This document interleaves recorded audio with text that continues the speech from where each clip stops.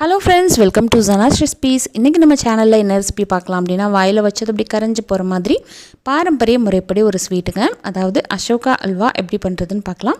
இத பார்க்கிறதுக்கு முன்னாடி சேனலை மறக்காம Subscribe பண்ணிக்கோங்க. இப்போ இத பண்றதுக்கு நான் ஒரு 100 கிராம் அளவுக்கு பாசி பருப்பு இருக்கு பாருங்க. அதை வந்து நல்லா கழுவிட்டு இந்த மாதிரி ஒரு குக்கர்ல வந்து சேர்த்துக்கோங்க. அதில் வந்து 1 டம்ளர் அளவுக்கு தண்ணி ஊற்றிட்டு இதை 4 விசில் வச்சிடலாம். பாசி பருப்பு 4 விசிலில் நல்லா வெந்து குழஞ்சு சாஃப்டாக வரணும் நம்மளுக்கு. இப்போ பாருங்கள் 4 விசில் கழிச்சிட்டு நான் திறந்து பார்க்குறேன். நல்லா வெந்து சாஃப்டாக வந்திருக்கு. இதை வந்து மறுபடியும் நல்ல ஸ்பூனை வச்சு மேஷ் பண்ணி விட்டுக்கோங்க. அதுக்கப்புறமா நல்லா ஆறுனதுக்கப்புறம் ஒரு மிக்ஸி ஜாரில் சேர்த்துக்கலாம்.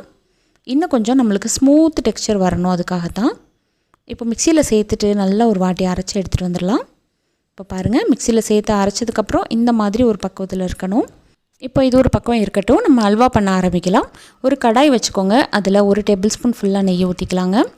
நெய் நல்லா காஞ்சதுக்கப்புறம் இதில் 2 டேபிள் ஸ்பூன் அளவுக்கு கோதுமை மாவு, அதாவது வீட் ஃப்ளவர் வந்து சேர்த்துக்கலாம். சேர்த்ததுக்கப்புறம் நல்ல ஒரு வாட்டி ஃப்ரை பண்ணி விட்டுக்கலாம். நல்ல ஒரு கோல்டன் கலரில் வர்ற வரைக்கும் இதை வந்து ஃப்ரை பண்ணணும். இப்போ பாருங்கள் நல்லா செவந்து வந்துருச்சு. இப்போ இந்த ஸ்டேஜில் நம்ம அரைச்சி மிக்சியில் போட்டு வச்சுருக்கோம் பாருங்கள், இந்த பருப்பு அதை வந்து இதில் சேர்த்துக்க போகிறோம். நல்ல பிசு பிசுன்னு இருக்கும். நல்லா வந்து மிக்சியை வந்து சுத்தமாக க்ளீன் பண்ணிவிட்டு போட்டுக்கோங்க. இப்போது போட்டதுக்கப்புறம் இந்த மாதிரி ஒரு உட்டன் கரண்டி வச்சு நல்லா இதை வந்து கிளறிக்கிட்டே இருக்கணும். பருப்பு வந்து ஆல்ரெடி வெந்தது தான், இருந்தாலும் நம்மளுக்கு அல்வா பதத்துக்கு வரணும். நல்லா இந்த மாதிரி மிக்ஸ் பண்ணிக்கிட்டே இருக்கலாம்.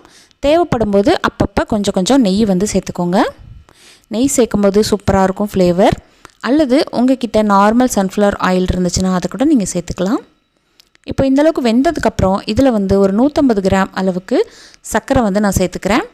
100 கிராம் பருப்புக்கு 150 கிராம்லேருந்து 200 கிராம் வரைக்கும் நம்ம வந்து ஸ்வீட் வந்து சேர்த்துக்கலாம். ரொம்ப ஸ்வீட் வேணும் அப்படின்னா நீங்கள் வந்து ஒரு 250 கிராம் கூட சேர்த்துக்கோங்க, அதுவும் சூப்பராக இருக்கும். இப்போ சர்க்கரை சேர்த்ததுக்கப்புறம் நல்லா மெல்ட் ஆக ஆரம்பிச்சிரும். நல்லா இந்த மாதிரி ஸ்பூனை வச்சு மிக்ஸ் பண்ணிக்கிட்டே இருங்க. மிக்ஸ் பண்ண உங்களுக்கு மறுபடியும் திக்காக ஆரம்பிக்கும்.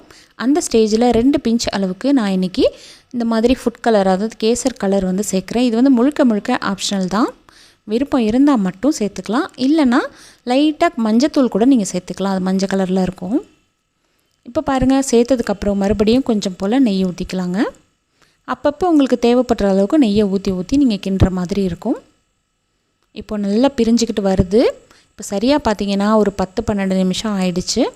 இப்போ இதில் வந்து 2 பிஞ்ச் அளவுக்கு உப்பு வந்து சேர்த்துக்கலாம். உப்பு வந்து கண்டிப்பாக சேர்க்கணும், ஏன்னு சொன்னால் நம்ம பருப்பு சேர்த்துருக்கிறதுனால. இப்போ அல்வா பதத்துக்கு வந்துக்கிட்டு இருக்கு பாருங்கள். இந்த மாதிரி பேனில் ஒட்டாமல் அப்படியே எல்லா பக்கமும் லூஸ் ஆகி வரணும். அது வரைக்கும் நீங்கள் கிண்டுற மாதிரி இருக்கும். இப்போ நம்மளுக்கு சரியாக அல்வா சூப்பராக ரெடி ஆகிடுச்சு. இதை எடுத்து சுட சுட சர்வ் பண்ணிக்கலாம், அல்லது ஃப்ரிட்ஜில் வச்சு சில்லுன்னு கூட சாப்பிட்லாம். ரொம்ப சூப்பராக இருக்கும். இதே மாதிரி அசோகா அல்வா உங்கள் வீட்லையும் ட்ரை பண்ணி பார்த்துட்டு எப்படி வந்துச்சுன்னு சொல்லுங்கள். வீடியோ பிடிச்சிருந்துச்சுன்னா லைக் பண்ணிவிட்டு ஷேர் பண்ணுங்கள், மறக்காமல் Subscribe பண்ணுங்கள். தேங்க்யூ, தேங்க்ஸ் ஃபார் வாட்சிங்.